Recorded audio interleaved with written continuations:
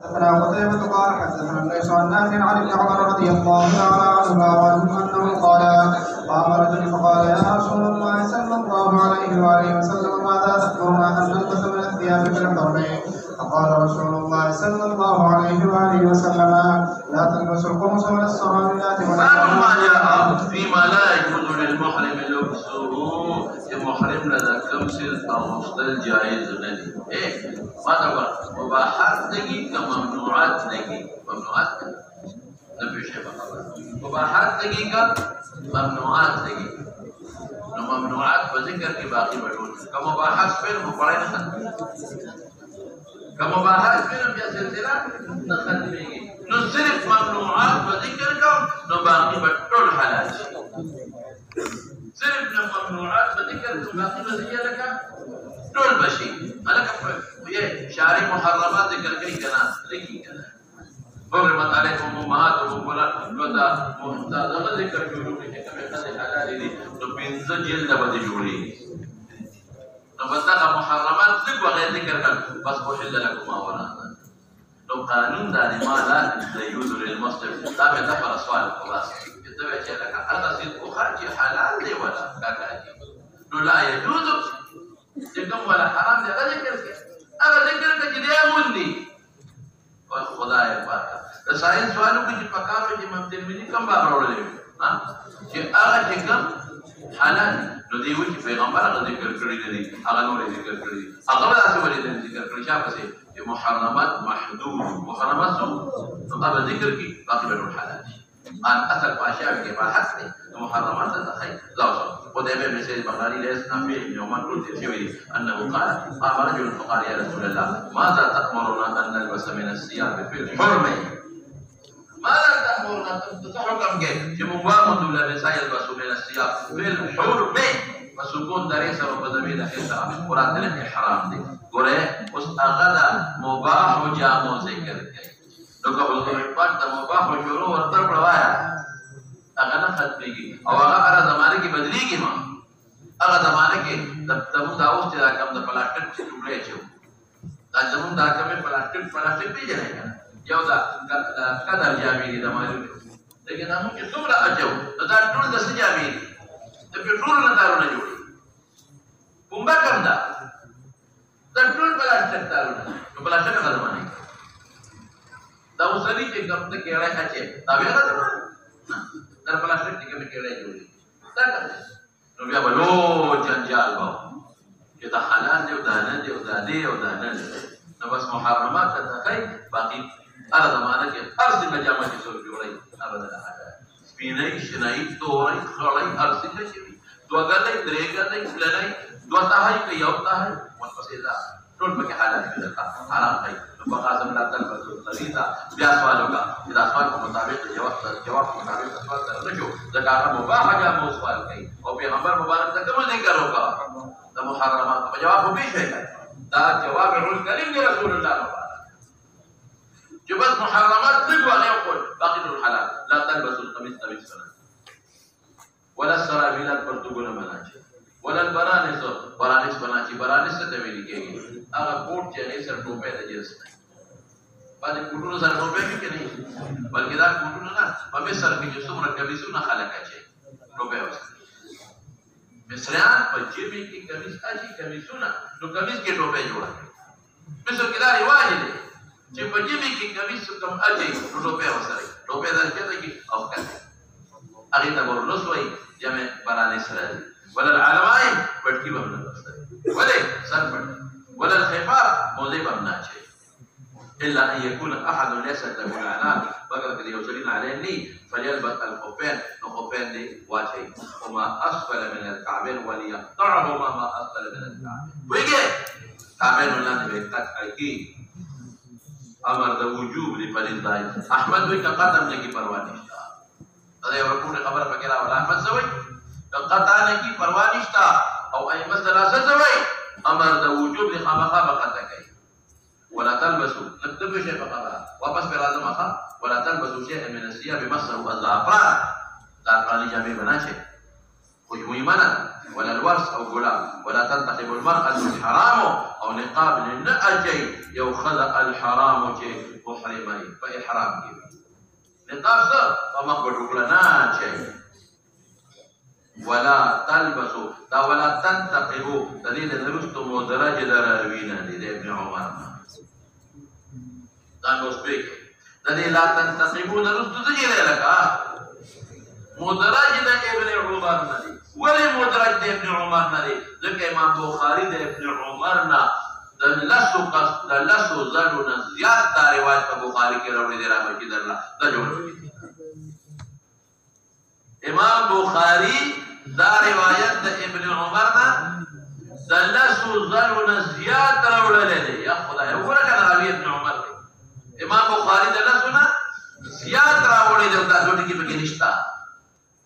نو دا څه چې مولانا صاحب مدرج دا راوی نه دی د ابن عمر بیا امام بخاری دا خپل صحیح کې د ابن عمر دا روایت د ابن عمر د لسو قراتونه زیات راوړي دي دا جوړه پکې ولا تنتقب والارض الحرام ځکه دا احرام او مسله کېتا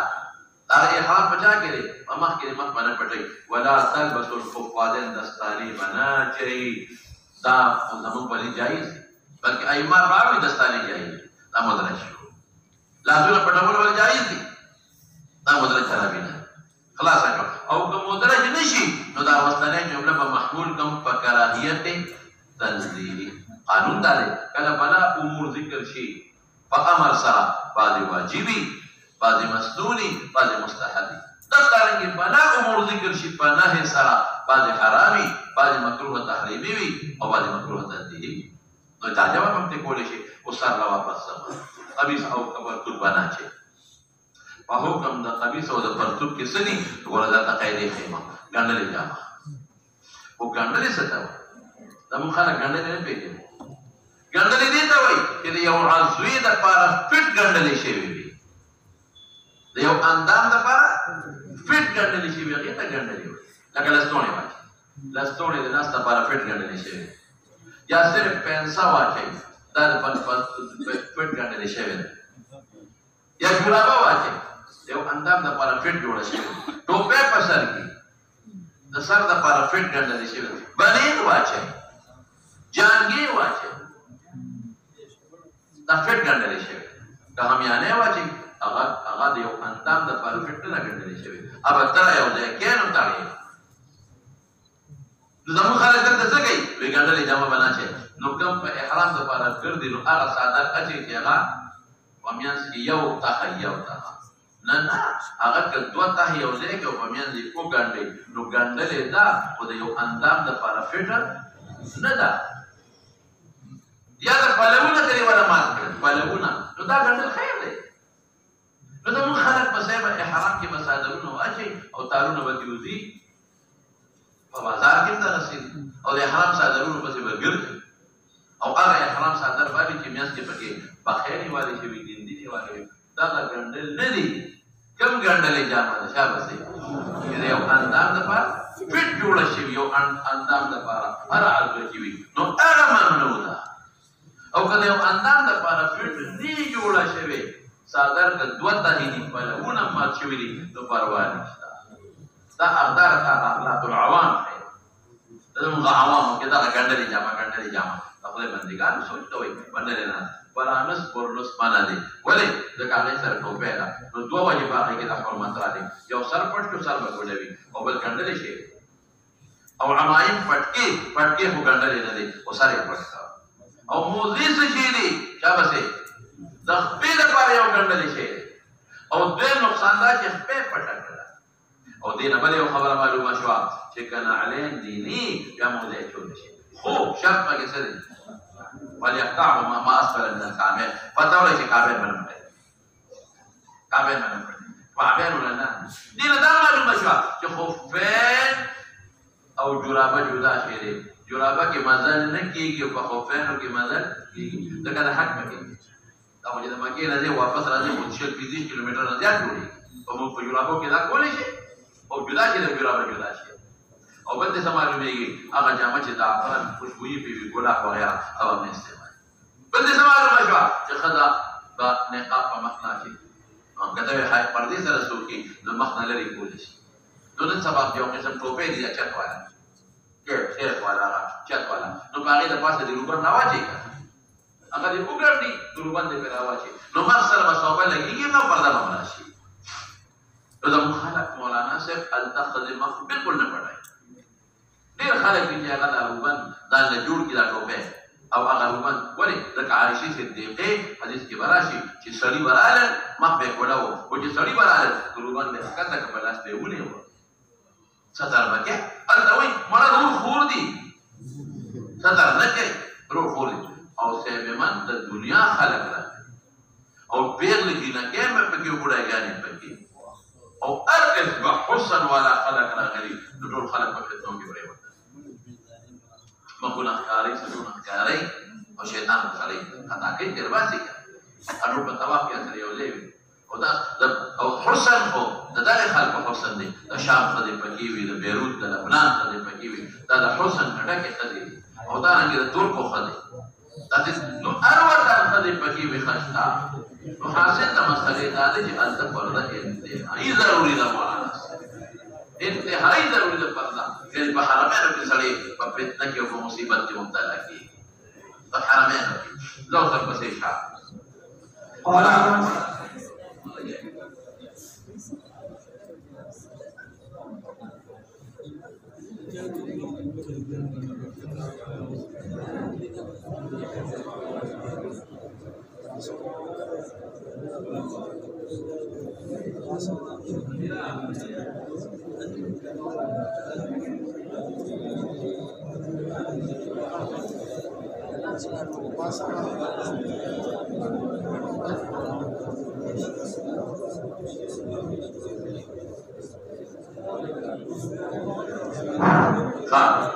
او دا یې په فارینو متعلقه قلم د دماغ وکړه د دستانو متعلق اوس په مولانا صاحب دې کې یو خبر دا وکړم چې که ګاڼډلې جامې واچوله څه حکم یې دی ورته به بیا قاعدې ښیم انشاءالله دا ته مشکل به که ته دا ګاڼډلې جامه واچوله او رکن یې پکې پورا ادا چې ادا کړ پورا عمل یې پکې وکړو دم پې لازم شو اگر که یو ګنټه ولې دي دوه ګنټې ولې دي ولې څوک دې تېر نه کړي پورا عمل یې پکې وکړو عمل یې پکې ټول لکه داسې ډېر کېږي داسې ډېر کېږي څه هلک لنګ وتړي چې دا پرتوګ وباسه او لنګ مې د پاسه وتړي پرتوګ یې هېر شي زما سره په ګروپ کې داسې شوي کومتلي جهیزانې ته یا مسجد عایشې ته چې عمره کوي د ګروپ ملګري ټول تللي یو چې واپس راغلي یو او بیا جامې اوهو مولوي صاحب ما خو لنګوالي پرتوګ مې هېر شوی دی خلک خو نابلده دی لنګ ووهي کمیس وباسي کمیس په ځای څادر ته وکړي لنګ ووایي چې زه به پرتوګ وباسم دا کنه پرتوګ یې هېر شي اوس ګوره هغه ګنډلې چې پرتوګ کې پورا رکن ادا کړه پورا عمل یې پکې وکړو څه شي طواف یې وکړو او سعی یې پکې وکړو مکمل دم لازم شو نو که پورا عمل دې پکې وکړو دا نقطه ستا په کتابونو کې شته خو په غټو غټو متونو په غټو فتاوو کې په دې وړو کې نشته که پورا عمل یې پکې وکړو څه چالو شو دم به لازم شي که دا عمل یې په ګنټه کې وکړو که په یو نیمه ګنټه کې وکړو په 2 ګنټو کې عمره خو په یوه نیمه ګنټه 2 کې خلاصي دا په یو مسله شوه دویم څه که ګنډلې جامې واچوله او دا ګنډلې جامه څومره وه یوه شپه یا یوه ورځ وه یو شپه یا د شپې نه زیاته یا یو ورځ یا د ورځې نه زیاته دم به ورکوي یو شپه یې واچوله شابسې یا په مقدار به ووایې مقدار در ودی لکه بعضې وخت کې داسې واچي چې 10 بجې واچي او د شپې د 10 بجې وکړي مقدار به وایي مقدار در ودی یا مقدار د چا د شپې دا مې ولي 12 ګنټې ولې دا دې ته ګورم کله ورځ اوږدی کله ورځ لنډی کله شپه لنډی کله شپه اوږدی نو د مکې ولې شپې دی بعد وګوره که هلته کې ورځ لنډه وه نو مقدار دغې ودې به وه حساب به او که هلته کې شپه لنډه وه نو د شپې مقدار به وه نو که د مقدار د ورځې او مقدار د شپې یا د هغې نه زیاته وه دم به ورکړي لکه حج کې واچوله نو حج 3 ورځې 2 ورځې پکې تېرېږي او که د مقدار د ورځې نه یا د مقدار د شپې نه کمه وه مقدار د ورځې یا مقدار د شپې نه کمه وه نو صدقه به ورکړي صدقه څومره ده عمقه د صفایي مطابق که غنم ورکوي اوړه ورکوي څویښت د غنمو نصف حصه او باقي حصه خو دا به چاله ورکوي یو کم دی به ورکوي دا تفصیل را باندې صبر کوه درته لا نه دی بیا خبرې اوږدېږي درباندې ما څه ووایي مولانا صاحب که عمل یې پکې ټول خلاص کړ دم به ورکوي او که عمل یې پکې ټول خلاص نه کړ او مقدار د ورځې یا مقدار د شپې یا د هغې نه زیات څه به ورکوي دم یو دم او که د دې نه کم څه به ورکوي صدقه به ورکوي صدقې مقدار مې او دم څه ته وایي دم هغې څاروي ته وایي چې قرباني پې کېږي یا ګډ یا چیلې د یو کال نه کم نه لمه ورګډ که د شپږو میاشتو مې خو چې سوره وي او د شکل د کال ښکاري نو هغه م ورکړه دم به کله ورکوي څوک پې خوري لږ صبر کوه دا تفصیلات درته وایم را به شو دویم دا ګوره ما قاعده درته کوم په تاسو چې اشکال انشاءالله نه پېښېږي ټوله جامه نه یو شی یې مو واچو جانګې یا لستوڼې یې واچو مثال پرته وه ټول پکې راغلی یا لستوڼې یا بعضې وخت کې د انسان کونډۍ خوږېږي دی له یو جورابه غوندې جوړه کړې هغه ور واچوي یاده نه ده که نه هغه ور واچوي نو که دی واچوله ټول عمل یې پکې وکړ دم شو ډېر خلک خطا کېږي مولوي صاحب غټ مفتي فتوا ورکړه زما په بلډینګ کې هغه سړي پرتوګه جوړې په د یوې څونه ساعت کې دې وراوړله یاره وایي زما خو 2 نیمې ګنټې ولګېدې یا د ورځې نه کم دی سر نشته شته که نه کتابونو کې هغې غریب ټیک فتوا ورکړې وه کتابونو کې همدغه دویمه قاعده ښودلې ده ما وایي کاکاجي دلته راشه اوس که مې زه دې سړي ته د مفتي صاحب خان نه خابېږي رانځان نه مې کړ یوه شی ورته ووایه چې ما سوچ نه وکړی اوس مې سوچ وکړ پوره رکن چې پکې ادا کې هم دم لازمي بیا ورغلی هغه سړي ته ویله که وایه ما ته مسله مخکې نه وه معلومه اوس راته معلومه شوه دم ورکړه دا مسایل دي دا فقه دا به زده کوې نو په قاعده خو اوس پوه شوې که نه زه اوس ورپسې خوشبویي نه راشه د خوشبویي نه کومه ده که داسې جامه دې واچولې چې ککړه په خوشبویي زعفران یا هر څه کې یا خوشبویي دې یو خوشبویي پرور ویلې ده کولی که داسې په وجود کې په جامه نه په وجود داسې خوشبویي ولګوي چې جسد نه لري او اثر لري پروا نه دا مستحب دي او د احرام نه مخکې وروسته احرام نه پس به هر قسمه خوشبویي ممنوع ده احرام نه پس هر قسمه خوشبویي ممنوع ده او دا ګورې په جسد وه اوس به راشو د احرام نه پس یې خوشبو مه ګله که په جامه کې په وجود هر څنګه چې وي یا د احرام نه مخکې خوشبو لګوله او کومه خوشبو وه ذات الجسد وه پوهېږئ که نه او یا څه وه په جامه ولګوله لکه دا خوشبویه جامې یې واچولې نو بیا څه حکم دی مولانا صاحب بیا څه حکم دی دا فکر کوه بیا حکم دا دی مولانا صاحب که چېرته د دې خوشبویې تامره اثر و چې غون رکن پکې ادا شو غون عمل پکې وشو څه به وکړې لکه دم به ورکړې او که غون رکن پکې ادا نه شو دا خوشبویي زایله شوه دا ختمه شوه نو بیا خو مخکې له راشه که مقدار د یو ورځ یا د یو شپې یا د هغې نه زیات اثر یې باقي و نو دم به ورکوي او که د هغې نه کم و دم به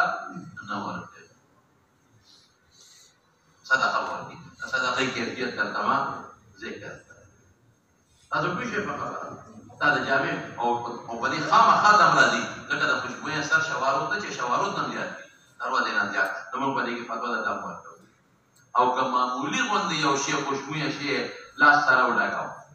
لاس یې په صابون باندې ووینځه په خوشبویه صابون باندې نو خیر هغه خو معمولي غوندې شی دی یو صدقه دې ورکړي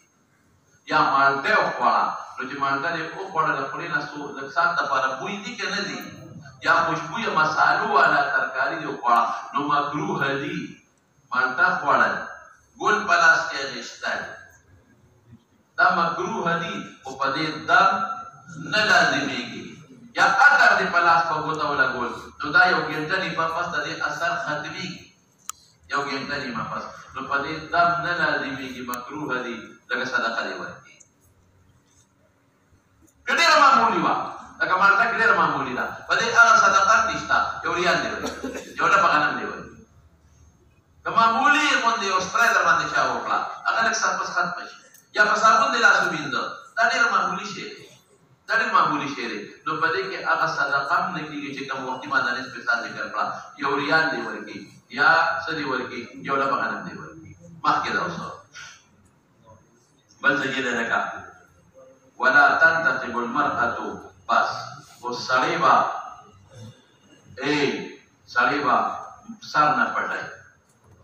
مخ به هم نه پټوي او باوی چې سپلی به اچوي خو ګیډۍ به ښکاره کوي یاد دی ښځه به څه کوي مخ به کولو ساتي نو که ښځې مخ پټ کړه څونه پټ کړه مخ خو چې کم از کم ربعه یا د ربع نه زیات که د ربع نه کم پټ کړي نو صدقه ده پې دم پې نشته او که د ربع نه زیات پټ کړي نو که یو ورځ مقدار یا د یوې شپې مقدار دم به ورکړي او که د یو ورځ یا د یوې شپې د مقدار نه کم و څه به صدقه او که داسې یو پنځه شپږ منټه نو یو ډبه غنم دې ورکړي یا یو ریال دې دا څرنګې سړي سر پټ کړ یا لاندې شپې یې په سپلی واچولې او ګیټې پکې پټې کړې یا سر سړي پټ کړ وایه نو کله به چې ربع اندام پټ کړي څونه ربع که د ربع نه کم نو صدقه دې ورکړي که ربع وایه د ربع نه زیات او یو ورځ مقدار یا یو شپه مقدار دم به ورکړي او که ربع یا د ربع نه زیات او د یو ورځ یا د یوې شپې د مقدار نه کم نو صدقه به ورکړي هلکه ما خو قاعدې درته وښولې اوس انشاءالله دا اوس ورپسې چې مولانا صاحب قال ابو عيسى هذا مسائل ترى وطن باب ما جاء في لبس السراويل والخفين للمحرم اذا لم يجد الازار والنعلين. اوس موږ سوایو چې یو سړي پرتوګ نه ازار نه پرتوګ اچي نو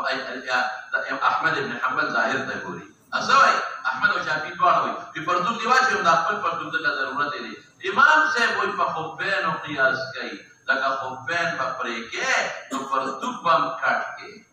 د دې پرتوګ نه بدل لا ساده جوړ کې څه جوړ کې چې یو اندام هغه فټوالي ته ختم شي وبه قال حدثنا احمد بن عبد الضبي والبصري قال حدثنا يزيد بن زريع قال حدثنا ايوب قال حدثنا عمرو بن دينار عن جابر بن زيد عن ابن عباس قال سمعت رسول الله صلى الله عليه واله وسلم يقول المحرم اذا لم يجد الازار فليلبس السراويل. احمد او شافعي ويمدقس الهواتي او موږ په هغه والتعظما باندې قياس کوو چې د پیغمبر قطعه قدام بعد الشق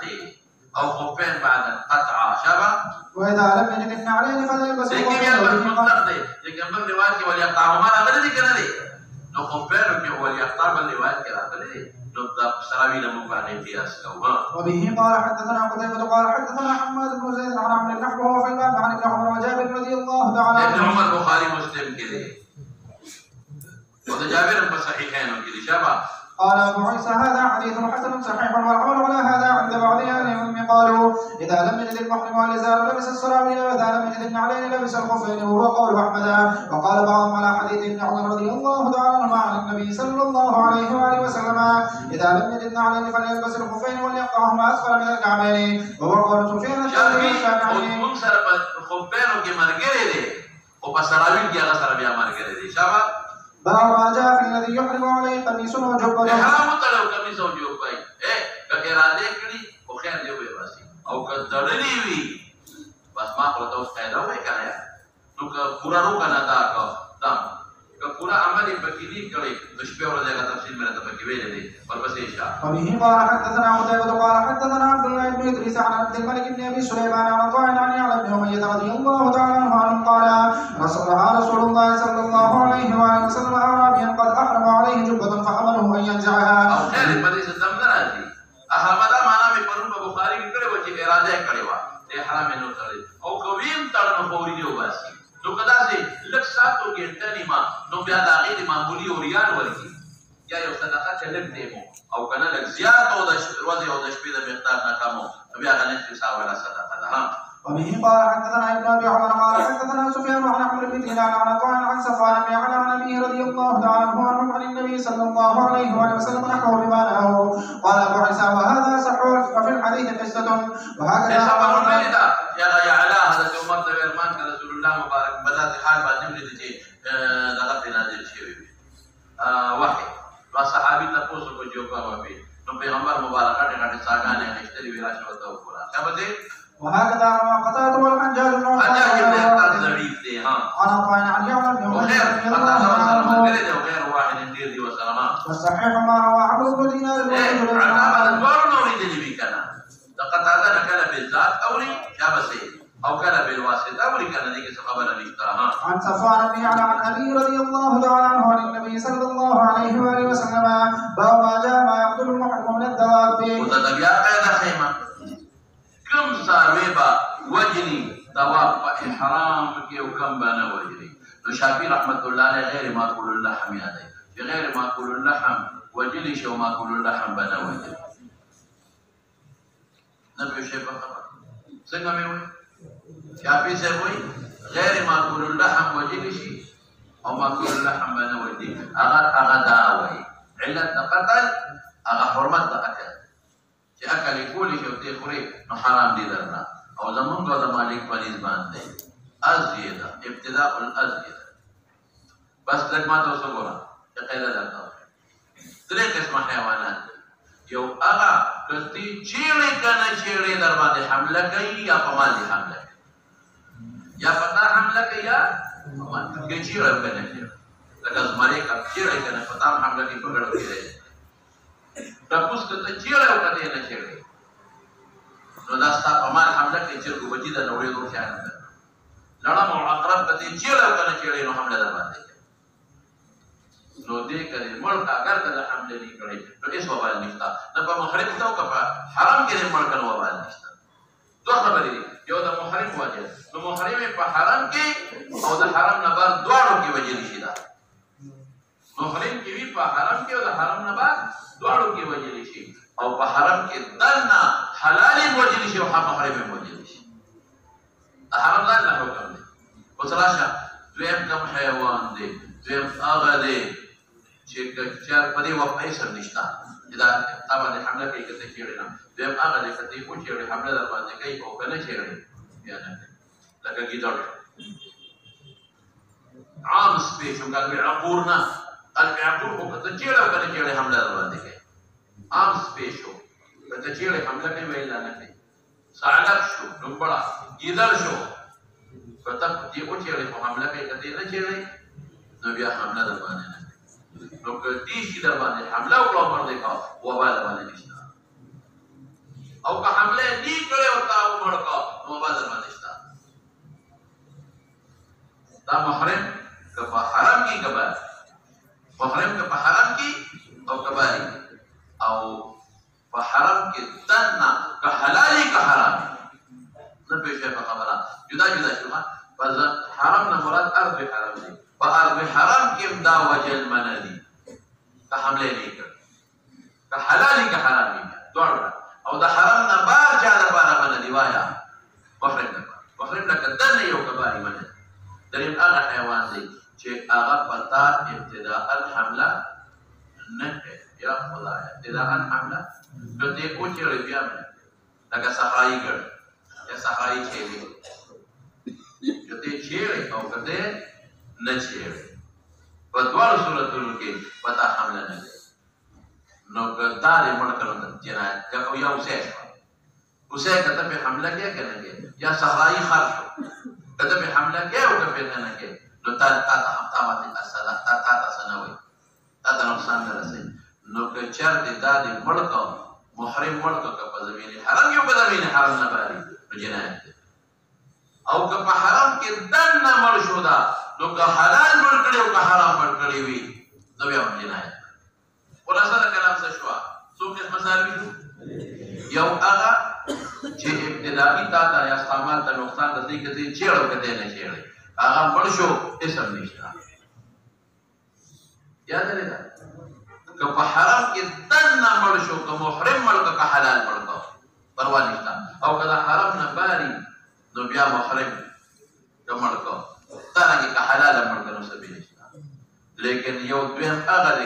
چیړې نو پتا حمله کوي د دې نه چیړې حمله نه کوي نو کدی تا باندې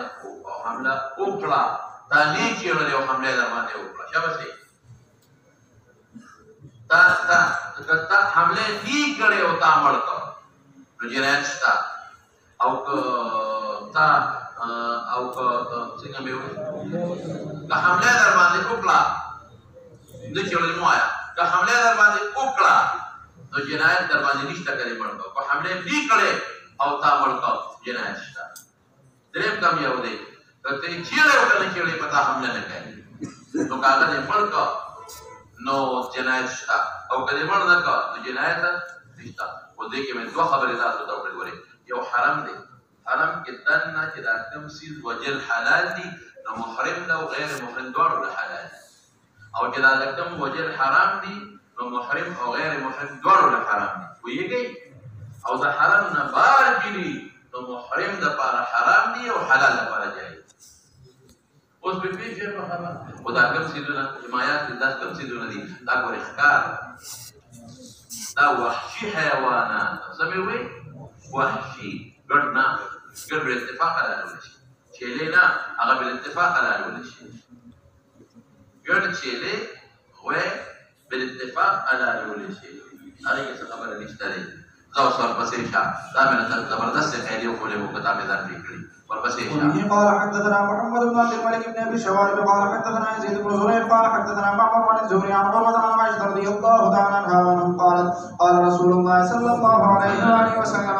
خمس فواسق سمعنا هذا بنزل فواسق دي اصل فسق صف خروج د استقامت د فسق په معنا خدای دې کې کنه دې معنا فاسق کوي د فسق په معنا څه ده الخروج عن الاستقامه جور تم فسق وي او بچ کله د خپل حد نه تجاوز کوي نو هغه تم فسق وي ساروي چې کم وخت کې په اخلاص کې په یو منډه وي په بل حمله ورکی هغه تم فسق خروج عن الاستقامه خروج عن الاعتدال جور تنوي نو معاصي تولي فسق وي دا خروج كده على طاعت الاعتدال خلاص اشوا نو بينزل سيدنا دي بواسق څه خباثت زیات او ضرر اعتدال پکې نشته يقتلن في الحرام وحرام کې وجل شي محرم وجل شي او حلال وجل شي محرم وجل شي او حلال او د حرام نه بار وجلی کی چې حرام کې واجب شو په حرام نه بار په طریقې ولا جایز شو الفارق یومغا دا مودي په تبعیحات په داخله کې ونصر نه عقرب لړم مودي په تبعیحي غراب قارغ استاپ مالم حمله نه غراب حدیات تپوس حداءتون قارغ جدا کې د تپوس جدا کې دوړ جدا جدا قسمونه دي کلب عطور چې کته چیرې کنه حمله در باندې کوي مطلق کلام نه کوي مطلق کلام در باندې حمله او عمر دې کړه او که حمله نه کړو عمر دې کا مخکې ده وفي الباب عن ابن مسعود ومسلم كده ده ابن عمر ابو خالد مسلم دواړو کې دي دا ابو هريره ابو داود کې دي دا ابو سعید په ترمذی کې دی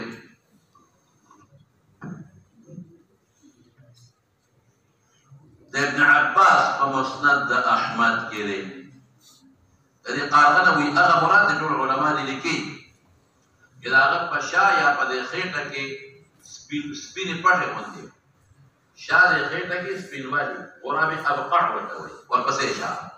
قال ابو عيسى حديث عائشه رضي الله تعالى عنها حديث حسن صحيح وبه قال حدثنا احمد بن منين قال حدثنا هشام قال حدثنا يزيد بن ابي زياد عن ابن ابي نوح عن ابي سعيد رضي الله تعالى عنه عن النبي صلى الله عليه واله وسلم قال يقتل المحرم والسبع العادي والكلب العقور عادي ظالم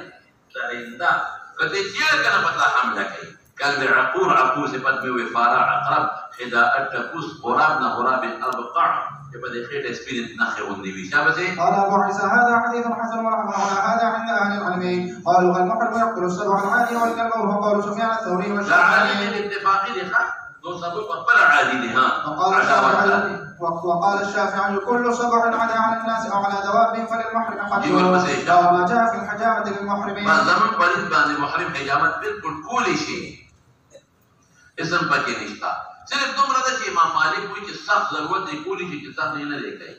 صرف دومره ده چې خوشبويي پکې نه استعمالي داسې علاج نه کوي چې خوشبويي داروي او که ویښته دې نو باسي په داسې ځای دی ولکه او که داسې ځای کې ضرورت و چې ویښته وځي نو خیر دی لکه صدقه دې ورسره لږ ویښته چې وځي صدقه که سر یې وخورې په احرام کې هماغه وایه ربع د سر یې خورې یا د ربع نه زیاته یا به دم به ورکوي او که د ربع نه کم نو صدقه هغه نصف ساعه ولا جماعت وبه قال حدثنا قتيبة قال حدثنا سفيان بن عيينة عن عمرو بن دينار عن طاووس وعن ابن عباس الگ ویخته چې وځي ګیره ګومندۍ مه ګومندوه او که غونډه شوړه ووته داسې بعضې ویښته وځي بیا صدقه ورکړه دم نشته او که لږ معمولي وي په دې څه نه او عموما د خلکو ته وایم چې کله حج خلاص کې یو 5 ریاله صدقه چا غریب نه ورکړي کله به ویښته وځي د انسان دې نوک کټ شي بعضې وخت ګوډې شاندې فربندۍ کټ کړي نو خیر دی لکه صدقه دې سړي وکړي بیا ان النبي صلى الله عليه وآله وسلم احتجم وهو محرم. بالکل دا زموږ دلیل شو. وفي الباب عن حلق د ویښتو دې نه کوي او تداوي بالطيب دې نه کوي. ورپسې وعبد الله بن بحينة وجابر رضي الله تعالى عنهم. دا انس په ابو داود کې دی. عبد الله بن بحينة بخاري ابو داود دواړو کې دی او د جابر په مستند احمد کې دی. هله تکسه قال ابو عيسى حديث ابن عباس رضي الله تعالى عنهما حديث حسن صحيح وقد رخص قوم من اهل العلم في الحجامه للمحرم وقالوا لا يحلق شعرا وقال مالك لا يحتجم المحرم الا من ضروره وقال ضرورت شديده ولا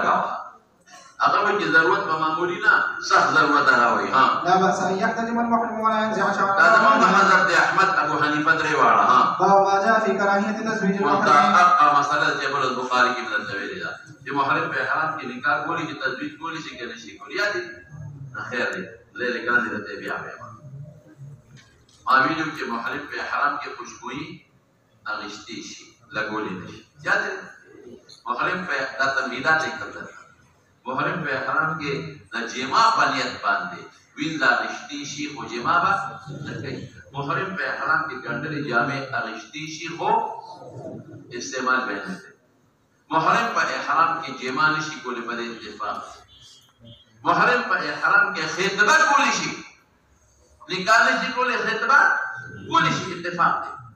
اس اختلاف پکې نه حدیث کې وځه چې لا یخطبو او خطبه کولی شي اتفاق. اختلاف په کوم صورت کې دی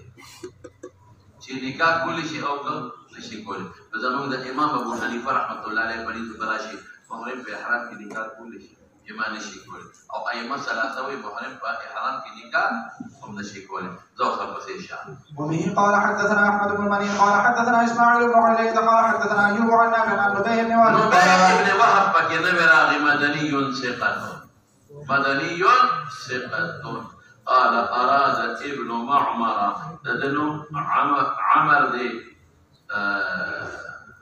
عمرو بن ابن معمر عمر دي غالبا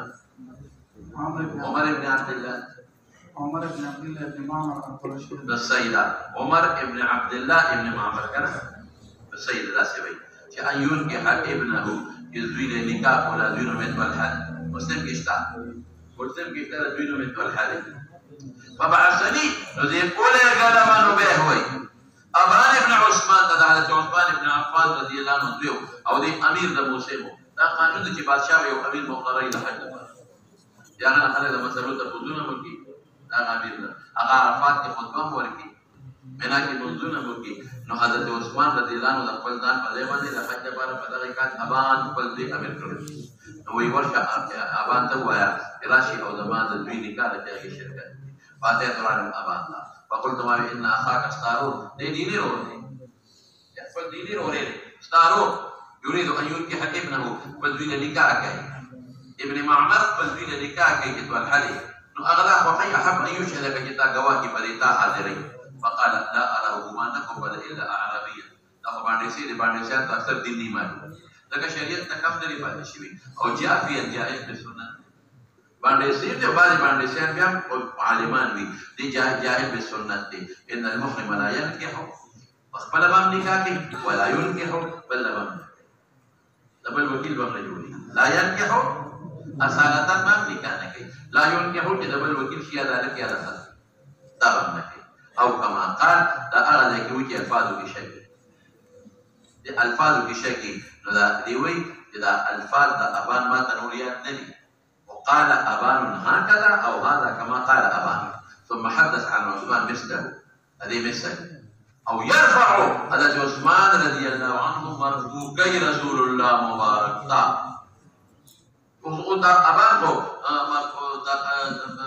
چاته نقل کړي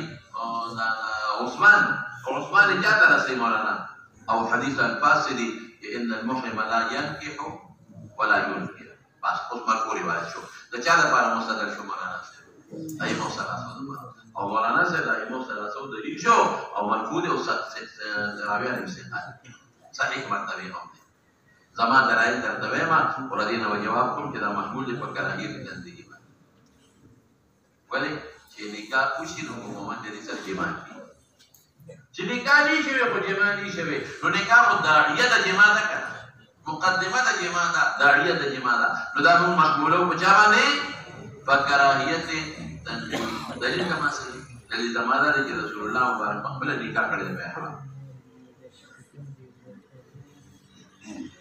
رسول الله مبارک خپل په حرام کې نکاح کړی دا اذر دا محمول دی فکراهیت تدریجی باندې ورپسې چې مولانا صاحب وفي الباب عن ابي رافع وميمون ابو رافع ومستند احمد د میمونه رضی الله او دا ابو رافع ته تم راځي راوړل مستند احمد کې ترمذی کې دی او د میمونه رضی الله تعالی عنها روایت په مسلم کې دی او بخاری کې دی چا باندې قال ابو عيسى حديث عثمان رضي الله تعالى عنه حديث سمعنا مشروع چې یو په بادشاہ او امیر مقرر دا شو بل څه معلومه شو چې پکای چې نکاح تعالی کې داسې یو مشر راوړل دریم څه معلومه شو چې یو سړی شریعت نه خبري نو مشرعت عالمي جافي ضرور څه معلومه شو چې محکم با سره سره نکاح نه کوي چې وکیل باندې خلاص کړه ضرور مسئله شوي لا والعمل على هذا عند بعض اصحاب النبي صلى الله عليه واله وسلم منهم عمر بن الخطاب وعلي بن ابي طالب وابن عمر رضي الله تعالى عنهم وهو قول بعض الفقهاء التابعين وبه يقول مالك والشافعي واحمد واسحاق لا يرون ان يتزوج المحرم وقالوا انك فنكاحه باطل وين شو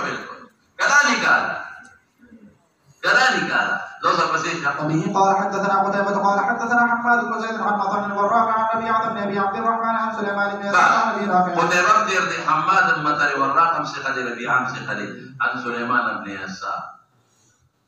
عن ابي رافع الذي ابي رافع ممتاز تمامي ويا ابراهيم يا اسلم ابراهيم يا اسلم ودا پیغمبر مبارک مولا علی معتاد دی او دلته د سليمان او د ابو رافع په میاس کې دا روایت منقطع دی ولی ځکه دی په 34 هجری کې پیدا دی اسلام کې پیدا دی په سلورم دیرش کې او ابو رافع په مدینه کې د حضرت عثمان صاحب د شهادت لږ وروسته وفات شوی د سما سره کوي ځان پیکا حضرت ابو بکر صدیق رسول الله صلی الله علیه وسلم رسول الله صلی الله علیه وسلم وفات بل سمه کې حضرت ابو بکر صدیق خلافت منیم کاله دولست شو حضرت عثمان عمر سونه لس کاله دو شو ها وشو دویشتیم حضرت عثمان دولس کاله نسو شو ضرور دیشتیم شو او دی په 34 کې پیدا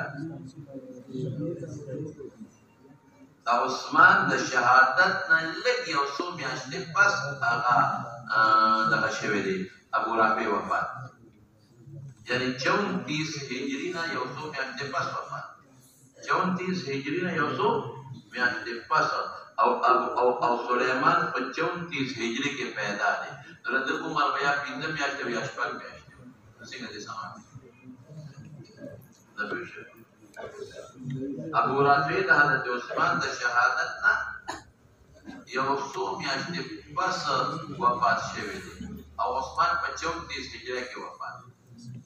او دې پیدا په 34 هجره کې دی نو 3 سمات دی ورته شو قال تزوج رسول الله صلى الله عليه وسلم ميمونة تابع عمرة القضاء يا ذلك كان وهو حلال أو حلال وبنى بها وبيا وصل الجمام كريدا وهو حلال أو أبو رافع وكنت أنا الرسول بما بينهما لباس كاستان وصور مهلا ماذا الوكيل يو خلوات منطقتين يو خدا شو ريم بورا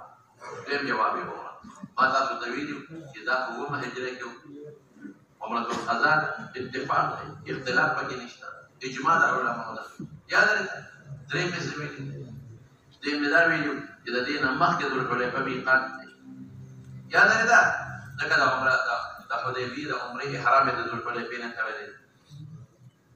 په دې اتفاق دی په دې هم اتفاق دی چې پیغمبر مبارک فرمایي چې د عمرې په نیت دې د میقات ته مخامخ احرام تړي دې کې اختلاف دی که د عمرې په نیت نه بغیر دی نو کې اختلاف دی خو چې د عمرې په نیت دی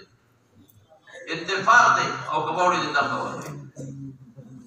نو پیغمبر مبارک د ذوالحلیفه مدینې نه 6 کیلومتره کې ده او د مدینې نه روان دی نو به احرام څنګه د دې نه مخکې په حدیبیه کې 13 کال احرام تړلی د دې نه دا معلومي چې په احرام او روانه عمرې لګي او په دې اتفاق چې د نکاح په صلیب کې شوی او صلیب د مکې مکرمه یو 22 کیلومتره ده او په دې اتفاق چې دوه په سفر کې نکاح شوی نو څنګه پیغمبر حلال دا جواب ماته څنګه حلال روان باندې د عمرې ذوالحلیفه میقات هم دی میقات مدینه ته نږدې نکاح صلیب کې شوی دا اتفاقا شوی دا د تلو په سفر کې شوی دا کراتو کې به ما منلې و تلو په سفر کې شوی دا څنګه حلال دا جواب څنګه راکړي څنګه حلال کله پیغمبر لپاره احرام ضروري نه ده په کتاب کې نشته او پیغمبر مبارک ته ثواب ورې فوز کړه تلبیه احرام تړي دونه لبیک په کې به څه ثواب دی او چې دا ثابت هم لاره ده چې پیغمبر مبارک بغیر د احرام نه میقات ته تللی او فتح د مکې کې تللی او فتح د مکې لپاره خو دې نه هغه پیغمبر ابو وی هغه د عمرې او د حج په نیت نه تللی امون سوایو او وایو پیغمبر وی په دې ورځ باندې الله هغه حلال کړی چې دینه مخکې حلال نو ځکه مې خپل مسار درته هغه نه علاوه باقي حیوان څنګه حلال او کته وی چې دی وې دا ستاسو پکې ما جواب درته وکړم اذا ما قته یو خبره وکړم ابو رافع تاریخي واقعه وره ابو رافع چې کله پیغمبر مبارک لګن واغ د مدینه کې په دې وجه سره څه مکه او یې مولې ته ما پیغمبر نکاح ورسو نو چې کله ابو رافع ته د مدینې نه روان شوی دی نو هغه وخت رسول الله مبارک لا احرام نو بیا ستاسو دې خو هغه وخت چې کوم وخت کې لګه د مدینې نه هغه وخت حضور پاک لا احرام نه دی تړل ګورا بل جواب هم دې کولې شمه اداري يتزوج ميمونة الذين سمرات دي وادري سدي وادر بیا حلال او مسایک وبنا بها ودوادنا پس بیا شي وي جمال تبنا بها نه مراد څه دی دخول او زفاف وعندما شو دخول او زفاف مشو وهو حلال او مسایک ماذا دان نو دې تطبیقا کول شي مولانا صاحب يتزوج ميمونة وهو حلال النساخ المواهب ودوادس توي خذ نامي شي او خيمه دي وبنا بها تبنا هم معنا بکره الجماع مشته شي وهو حلال تم تطبيقه او كتدا تطبيق النمني منقطع او دا غير روايات معارض دي او دویم سدي بل دا مبيح دي دا نافي دي او ما سره مثبت دي چې تزوج وهو محرم هغه ولې محرم دي مثبت دي لکه ما مثبت هغه د امر عارض ثابت دي نو امر عارض حل نه دي امر عارض څه دي احرام نو وقع على النافي ده امر عارض دي او محرم مثبت دي او د مثبت او د نافي تعارض راشي چې ترتیب ورکو مثبت دا څه پسې ښه قال أبو عيسى هذا حديث حسن ولا نعلم أحدا أسنده غير حماد بن زيد عن مطر والرافع عن ربيعة ربيعة متفرد دي عن ربيعة عن سليمان بن يسار أن النبي صلى الله عليه وآله وسلم تزوج ميمونة وهو حلال ورواه مالك مرسل ذكر كردي شابسي عن ربيعة مرسل قال أبو عيسى وروي عن يزيد بن الأصم عن ميمونة رضي الله تعالى عنها قالت تزوجني رسول الله صلى الله عليه وسلم وروي عن يزيد ده مسلم كده ده مسلم كده يزيد بن أصم ده ميمونة نقل كده قالت ميمونة وتزوجني رسول الله وهو حلال دليل وداخل ده ميمونة قد نکاح وقت نوا دراتلو په سفر کې میمونه نوا دليل مسافر تزوجا مسته خپل وایزا نکاح واپس کې بیا دا نکاح ودا واپس کې دا بوتلا درې ورځې عمره کې وکړو بیا ته میمونه نن سره روانه کړه نو په سره کې وادو شو یا عجیب دا نکاح په کوم ځای کې شو کوم سیوان کې سچت کې سفر کې هغه کې واده مو شو هغه کې دا غریب بیا ډیره موده پس د حضور پاک د وفات په بدیل راځه هم التنا جوړ شو التا وفات شو هغه کې دفن شو مسلم خبر د مدینه پروړ دی د مدینه پروړ په سره کې خبر دی او دا سپیل مو دی دیوال ته شوی دی وروي او رواه عن يزيد بن أسم چې تم تزوج ميمونه وهو حلال بالکل ٹھیک دا هغه بیا مرسل دی يزيد بن أسم مرسل دی ورپسې شه قال ابو عيسى يزيد بن أسم ميمونه خورایله ٹھیک ده دی خو سره کلو او واپسی سفر کې وسره بیا څه کې واپسی دی وګورې کړه میمونه وایي چې واده وکړه تزوجا نو ټیک تزوجا معنا خو دې نکاح نه واده دی او د میمونه خورایي وایي او هو حلال نو ټیک ده کنه خورایي خو سره کوم وخت کې دی واپس کې نو واده دی چا به مولانا هو ابن اخت ميمونه رضي الله تعالى عنها ما جاء في الرخصه في ذلك وبه قال حدثنا حماد بن مسعود قال حدثنا سفيان راويان خمس مستقات ابن عباس رضي الله تعالى عنهما وعنهم ان النبي صلى الله عليه وآله وسلم تزوج ميمونه وهو محرم دا مثبت شو ٹھیک شو خبره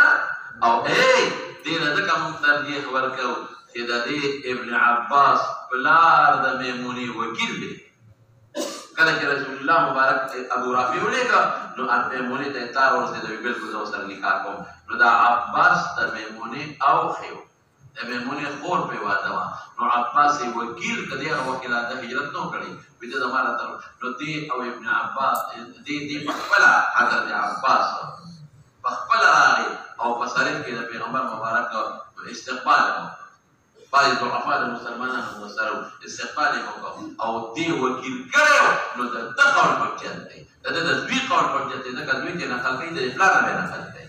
ورپسې شه او ولې قیاس کو په شرا د امي ایوین د عقل کې ما لپاره جایز استادو په نظام ولې قیاس کو په شرا د خوشمه ولې قیاس کو په شرا د ګټلو جامو د دې ټول اخیستل جایز دی استعمال یې معنی دی دفتر کې مونږه نکاح او بل قیاس کو په خېدوا اثبات سمای جایز ده یره کوم یې کنه دماغ کې راځه رضي الله تعالى عنها بل ابن عباس دا حدیث متواتر دی ډېر لوی اسانید سره منقول دی ورپسې شه وفي الباب عن عائشة رضي الله تعالى عنها دا عائشة صدیقہ روایت وفي الباب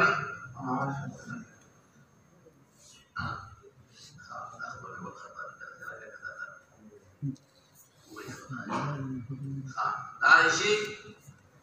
سيدة ابن حبان في بعض ما يقول خريجة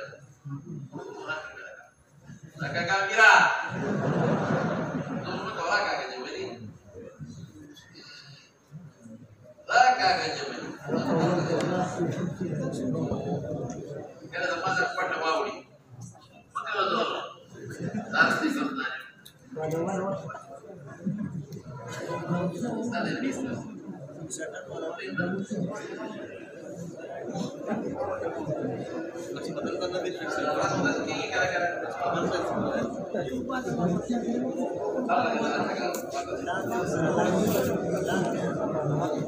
بهذه كلمة مسألة صحيحة والمسيح قال أبو عيسى حديث ابن عباس رضي الله تعالى عنه حديث حسن صحيح ولا هذا عند بعض أهل العلم به يقول سفيان الثوري وأبي قال حدثنا قتيبة قال حدثنا حماد بن زيد عن أيوب عن عكرمة عن ابن عباس رضي الله تعالى عنه أن النبي صلى الله عليه وآله وسلم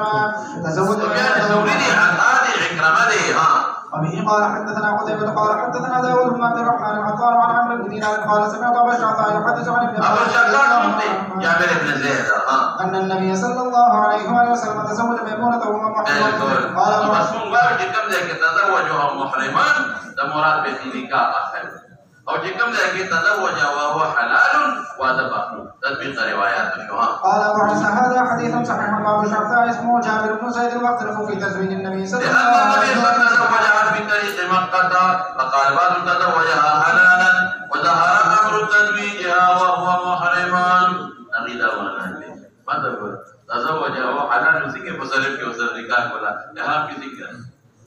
अवीदा माना ثم بنى بها وحلال بسرف في طريق مكة وماذا ميمون بسرف حين بنى بها رسول الله ثم دفنت بسرفا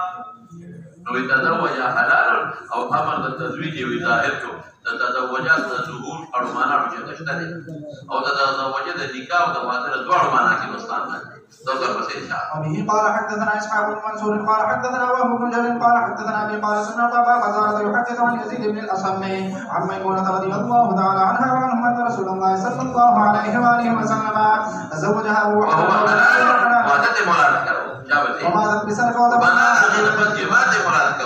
في الذرة التي بنى بها فيها. قال ابو عيسى هذا حديث غريب وروى غير واحد هذا الحديث عن يزيد بن الاسد مرسلا ان النبي صلى الله عليه واله وسلم تزوج ميمونة وهو حلال. और इसे का ये किताब ले दशाना पादे शेवे ले मोहम्मद मुंसिफी बिलकरे नौमानी